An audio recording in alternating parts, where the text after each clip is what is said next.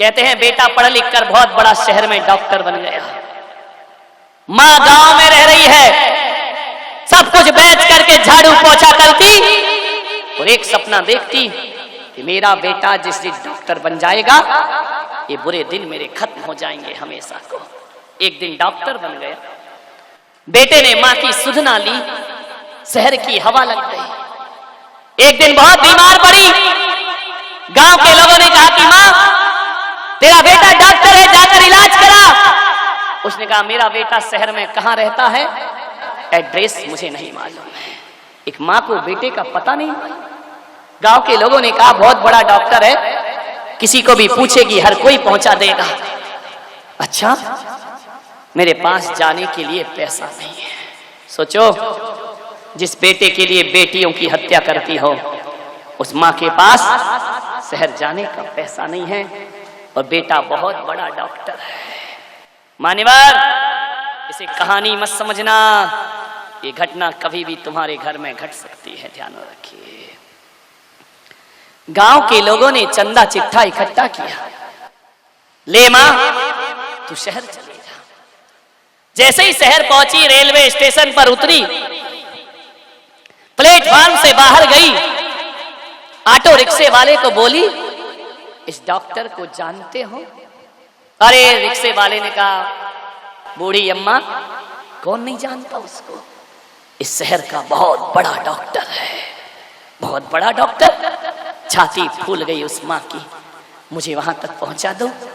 बोले चलो, बिठाया, रिक्शे पर ले गया। माँ ने अपनी पोटली में से पुराना नोट निकाला। रिक्शे वाले ने कहा नहीं, कोई बात नहीं माँ जी, नहीं चाहिए मुझे पैसा, तू रख, एक दिन पुण्य का काम मुझे भी करने थे।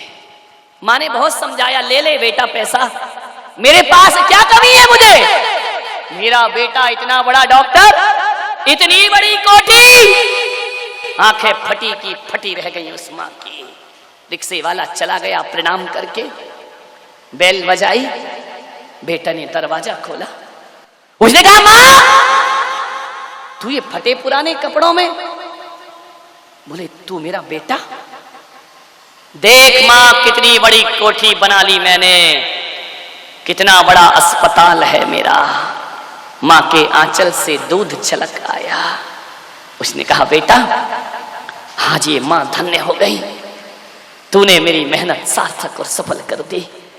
आज मैं सब भूल गई कि मैंने दूसरों के कपड़े धोए हैं, झाड़ू पोछा किया है, इतना बड़ा डॉक्टर बन गया। भीतर से एक डॉक्टर और निकली। माँ ने पूछा ये कौन है? बोले माँ ये तेरी बहू है, शादी भी हो गई। बोले कॉलेज में साथ साथ पढ़ते थे, सब कुछ बहुत जल्दी में हो गया, हम तुझे खबर नहीं दे पाए। माँ ने कहा कोई बात नहीं बेटा, तू खुश रह, ये माँ का दुआएं तुझे है।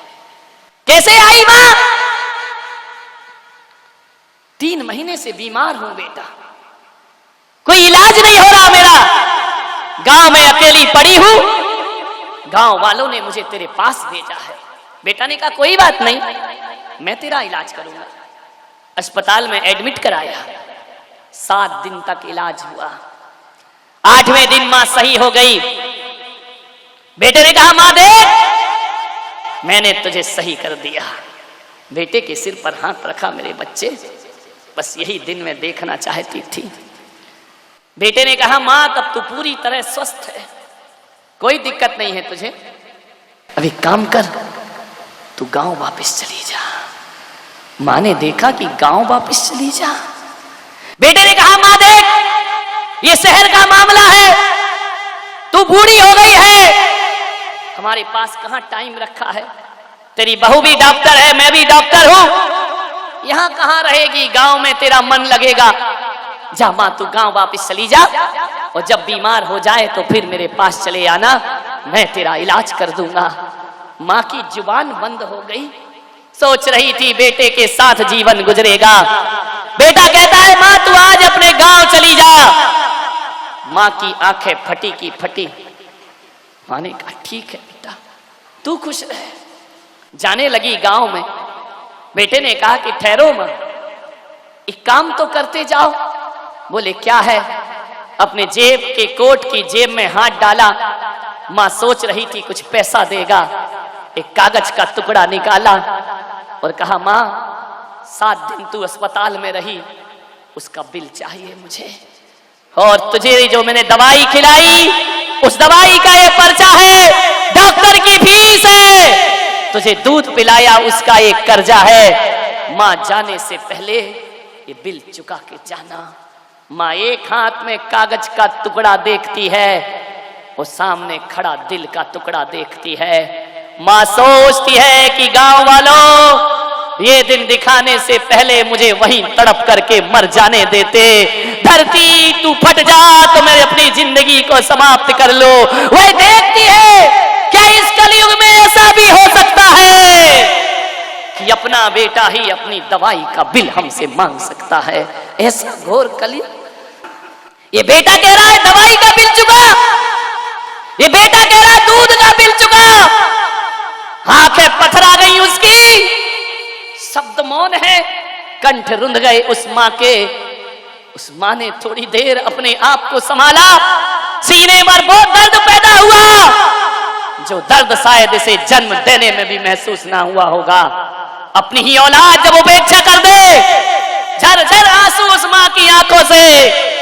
उस मां ने छाती में ढांढस बांधते हुए कहा, बेटा, जो मां तुझे पढ़ा लिखा कर डॉक्टर बना सकती है, इस मां में इतनी ताकत है कि तेरा बिल भी चुका सकती है। ध्यान रख, एक बात याद रख बेटा, कुछ दिन की मोहलत दे दे। मेहनत मजदूरी करके मैं तुझे वचन देती हूं कि जब तक तेरा बिल ना चुका दूंगी, इस तन से सांस नहीं छोड़ूंगी। ध्यान रख, मैं तेरी मां हूं और तूने बिल मांगा है तो जरूर बिल चुकाऊंगी। बाहरे नपुंसक औलाद, अपने माँ बाप से दवाइयों का बिल मांगते हो, शर्म आना चाहिए तुमको। अपनी माँ से कहते हो कि हमने दूध पिलाया, उसका बिल दे दे, हमने फल फ्रूट्स खिलाए, उसका बिल दे दे। धन्य थी वो देवी माँ। अरे माँ यदि अपने बेटे से कह देती कि बेटा, तूने तो 7 दिन अस्पताल में रखा, मैंने 9 महीने कोख में रखा, उस बात का मुझे बिल चाहिए। है किसी औलाद के पास इतनी दौलत, तूने मुझे 1 गिलास गाय का दूध पिलाया, लेकिन मैंने तुझे आंचल का दूध पिलाया, उसका बिल चाहिए। मैंने तेरे गंदे कपड़े साफ किए, उस बात का मुझे बिल चाहिए। और माँ यदि कह देती कि मैंने तेरे लिए अपनी रातों की नींद कुर्बान की है, मुझे उन रातों का बिल चाहिए। बोलिए, मैंने तेरे लिए कितने दिन भूखी रहकर गुजारे हैं, उस एक एक रोटी का मुझे बिल चाहिए। तो हिंदुस्तान के नौजवानों, मैं आपसे कहता हूं, कितनी भी दौलत कमा लेना, बाजार में गाय का दूध मिलेगा, भैंस का दूध मिलेगा, लेकिन बाजार में माँ का दूध नहीं बिका करता है। ध्यान रखिए, कितने भी दौलत कमा लीजिए, अरे किसी के खजाने में इतनी दौलत नहीं कि माँ के दूध का कर्ज उतार सके। एक बात ध्यान रखना, पूरे हिंदुस्तान को भी गिरवी रख दिया जाए तो भी माँ के दूध का कर्ज नहीं उतारा जा सकता। माँ तो माँ होती है मान्यवर, माँ तो वो होती है कि 7 जन्म तक अपनी खाल की जूतियां बनाकर पहनाओ तो भी माँ के ऋणों से कोई बेटा मुक्त नहीं हो सकता है। ध्यान रखिए मान्यवर, क्या हो गई मेरे देश की हालात, क्या हो गई सभ्यता, क्या हो गई संस्कृति। ये सब ढोंग है तुम्हारा पूजा पाठ मंदिर। यदि तुमने अपने घर में गर्भपात किया है, ध्यान रखिए, इन डॉक्टरों से कहूंगा, ये खून की कमाई से डल्लप का गद्दा तो मिलेगा, लेकिन तुमको नींद नहीं मिलेगी। ध्यान रखना, रात करवट बदलते जाएगी। खून की कमाई से अनाज का ढेर तो लगा लोगे, भूख को तरसते रहोगे। खून की कमाई से पानी तो मिलेगा, लेकिन प्यास नहीं मिलेगी। और खून की कमाई से औलाद तो मिलेगी, लेकिन बुढ़ापे में वो भी तुम्हें धक्के मारकर किसी वृद्धाश्रम में भेज देगी। ध्यान रखिए, मेरे देश में कहा गया है, खून पसीने की खाना, लेकिन खून की कमाई खाना ये मेरा देश नहीं कहा करता है। ध्यान रखिए, जो लोग गर्भपात कराते हैं उनके घर में जिंदगी भर का सूतक लगना चाहिए। गर्भपात कराने वाली को संतों को आहार देने का कोई हक नहीं हुआ करता है। गर्भपात करने वालों को इंद्राणी बनने का हक नहीं होता है। भगवान का पूजन अभिषेक करने का भी इनको हक नहीं हुआ करता है। ध्यान रखिए। सिर झुकाए, आंखों में आंसू, सब कुछ लुट गया देखते ही देखते। जिनके लिए सपने सजोए थे, जिनके लिए सब कुछ किया था, कोई नहीं बचा उस धृतराष्ट्र के घर में। ध्यान रखना। महल के एक कमरे में बैठे हुए धृतराष्ट्र नारायण श्री कृष्ण का प्रवेश हुआ। धृतराष्ट्र ने नारायण का अभिवादन किया और नारायण से पूछा कि हे नारायण, हे माधव, हे मधुसूदन, आज ये धृतराष्ट्र अकेला है इस महल में। जिसके 100 पुत्र पौत्र हुआ करते थे, आज धृतराष्ट्र के पास कोई नहीं है। गांधारी है, वह भी आंखों में पट्टी बांध कर बैठी है। धृतराष्ट्र ने कहा कि माधव, जरा इतना बताओ कि मैंने अपने जीवन में ऐसा कौन सा पाप किया था कि मुझे 100 पुत्रों की लाश पर आंसू बहाना पड़े। माधव, इससे बड़ा दुख संसार में कोई दूसरा नहीं होता है कि पिता के कांधे पर बेटे की अर्थियां उठती हैं, अपने ही सामने अपने पुत्र की मौत हो जाए, अपने ही सामने अपना पुत्र दुनिया से विदा हो जाए, और मैं अभागा धृतराष्ट्र आज यहां बैठ करके विलाप कर रहा हूं, रो रहा हूं। नारायण, मैंने अपने 100 जन्म खंगाल कर देख लिए, मुझे ऐसा कुछ नजर नहीं आया। ऐसा कौन से जन्म में कौन सा पाप हुआ था जिसके कारण मुझे 100 बच्चों की लाश पे आंसू बहाना पड़े।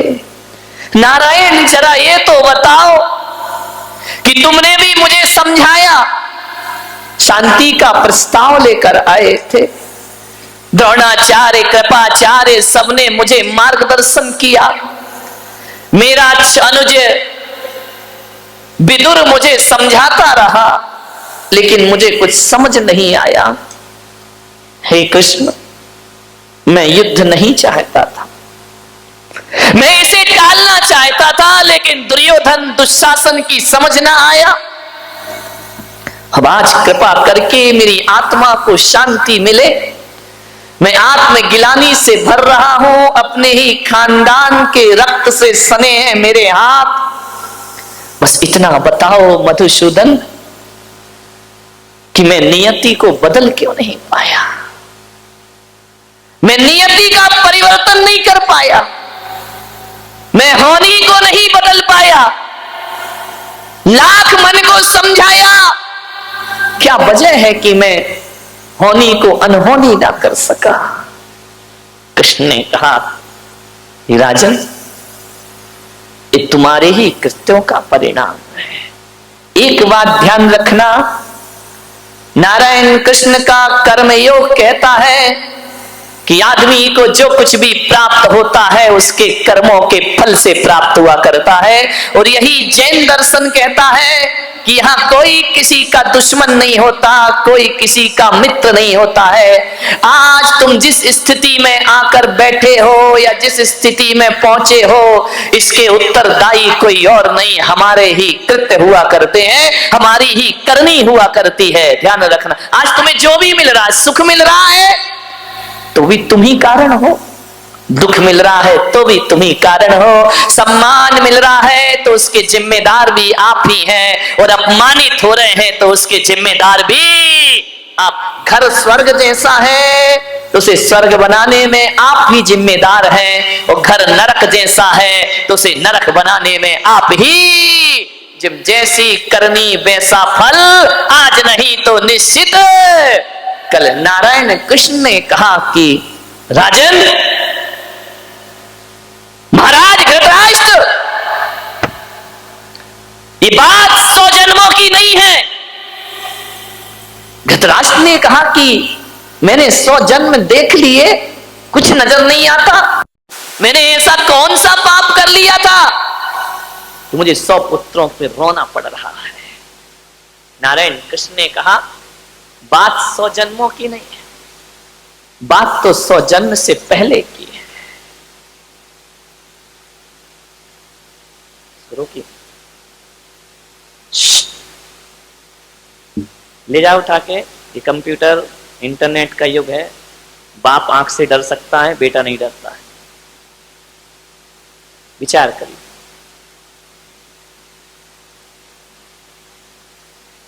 कृष्ण ने कहा कि आज से 100 जन्म पहले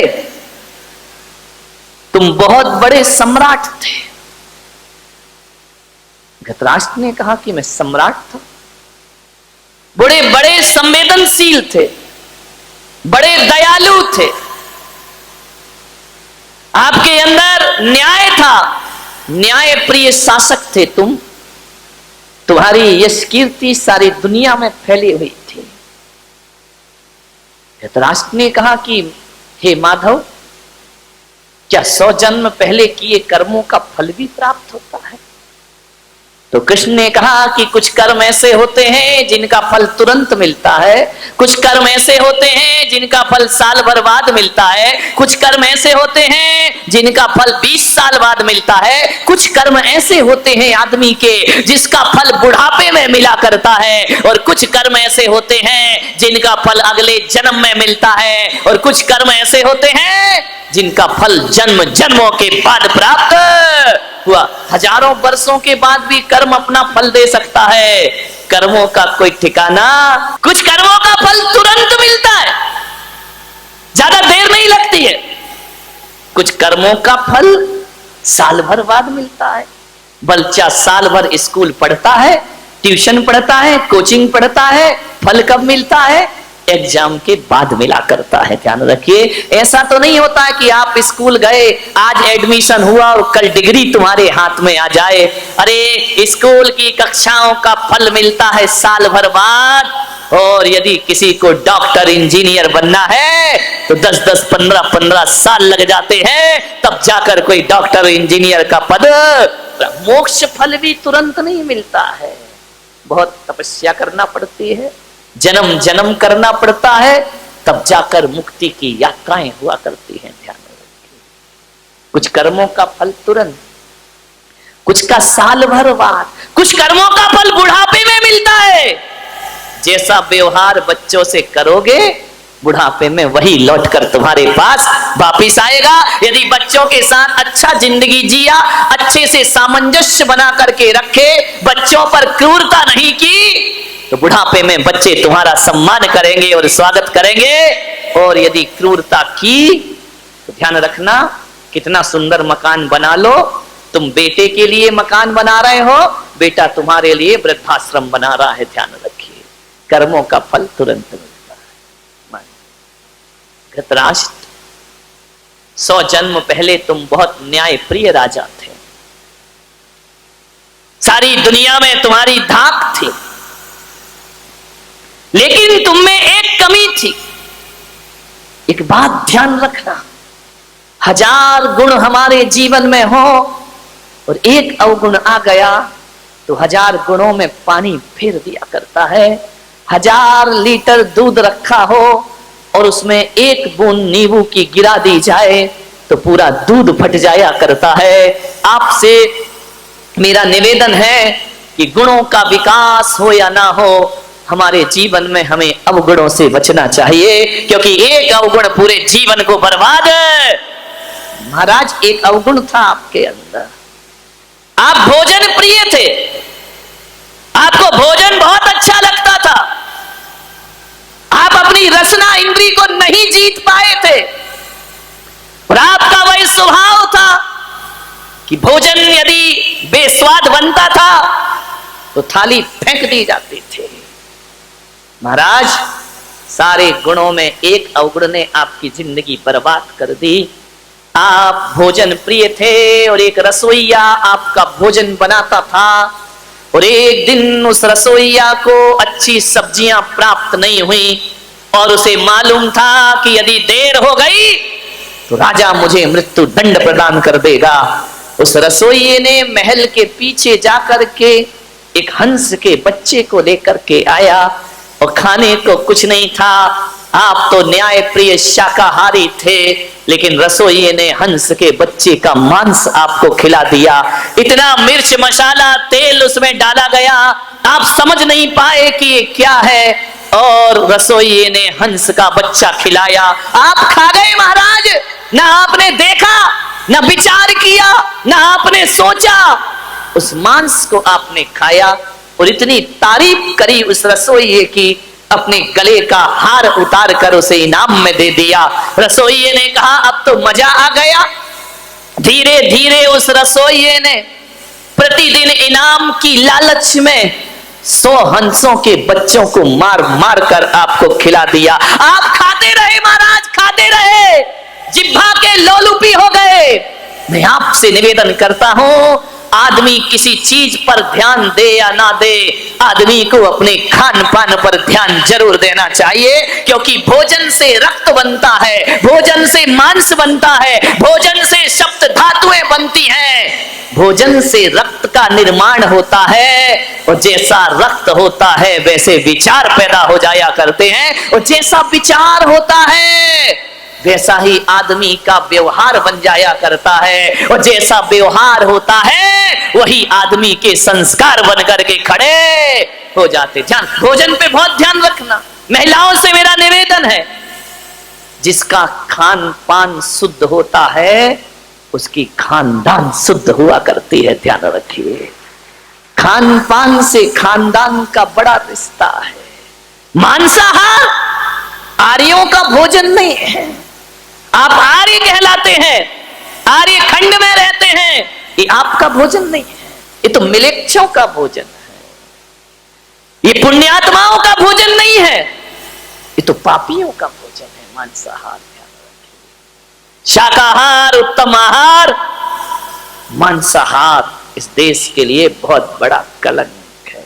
ध्यान रखिए, आज अस्पतालों में जाकर के देखना तो शाकाहारी पेशेंट कम मिलते हैं, मांसाहारी पेशेंट ज्यादा मिला करते हैं। कैंसर की शिकायत है, टीबी की शिकायत है, ध्यान रखना, बीपी की शिकायत है, ये मांसाहारी लोगों को ज्यादा हुआ करती है। ध्यान रखिए, जो मांस भक्षण करते हैं उनसे अस्पताल भरे पड़े हैं। ध्यान रखना।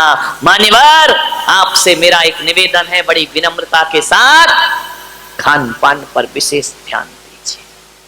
क्या खाना, कब खाना, कैसा खाना, कितना खाना, ये भोजन के लिए विचार करना है। क्या खाना, कब खाना, कैसा खाना और कितना। पशु को डालते जाओ, डालते जाओ, डालते जाओ, वो मना ही नहीं करता है, खाते जाता है, खाते जाता है। पशु के पास तो इतना भी विवेक नहीं है, उसे प्यास लगती है तो नाली का पानी पी लिया करता है, उसे प्यास लगती है गटर का पानी पी लिया करता है। लेकिन मनुष्य को प्यास लगती है, प्यासा मर जाएगा लेकिन नाली और गटर का पानी पीने को तैयार नहीं हो। मनुष्य विवेकवान है, मनुष्य ज्ञानी है, जानवर अज्ञानी है, वो कुछ भी खा सकता है। आदमी के साथ ऐसा नहीं है। क्या खाना और क्या नहीं खाना, ये विवेक जागृत करो। प्रकृति ने तुम्हें शाकाहारी बनाकर भेजा है, मांसाहारी नहीं बनाया है। प्रकृति का नियम है, जो जैसा होता है उसे वैसा बना के भेजते हैं। जो मांसाहारी होते हैं उनके आगे के 4 दांत बड़े नुकीले हुआ करते हैं। अपने देखना, देखो घर जाके कैसे हैं दांत, शाकाहारियों जैसे हैं या मांसाहारियों जैसे हैं।